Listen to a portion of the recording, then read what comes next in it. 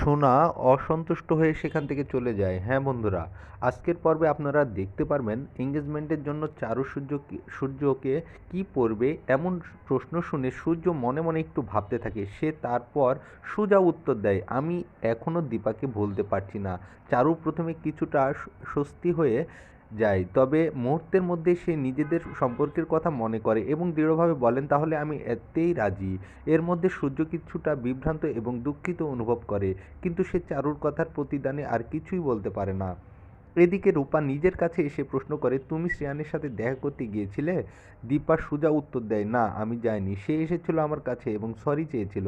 রূপা আবারও কিছুটা সন্দেহের চোখে বলে, আর কে ছিল ওর সাথে? দীপা বলে, আর কেউ ছিল না।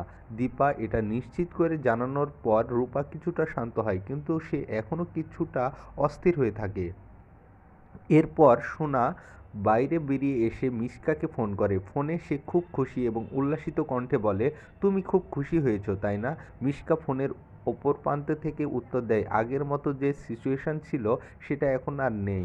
রূপা তার মধ্যে এক ধরনের ক্ষোভ অনুভব করে এবং তারপর মিশকাকে শত্রুতা করে বলে, আপনি সারা জীবন সবাইকে ভয় দেখিয়ে এসেছেন, কিন্তু আমি এখানে সবাইকে বলে দেব। এমনকি সে মিশকাকেও হুমকি দেয়। এই সময় দীপা হঠাৎ এসে রূপাকে সরাসরি প্রশ্ন করে, তুমি কার সাথে কথা বলছো? রূপার হাত থেকে ফোনটা হঠাৎ করে পড়ে যায়। দীপা তখন দ্রুত ফোনটা তুলে নেয় এবং কানে ধরে, আর মিষ্টি অন্যরকম গলায় দীপাকে লোন দেওয়ার জন্য প্রস্তাব দেয়। দীপা তখন শান্তভাবে উত্তর দেয়, আমার কোনো লোন লাগবে না, এবং ফোনটা বন্ধ করে দেয়।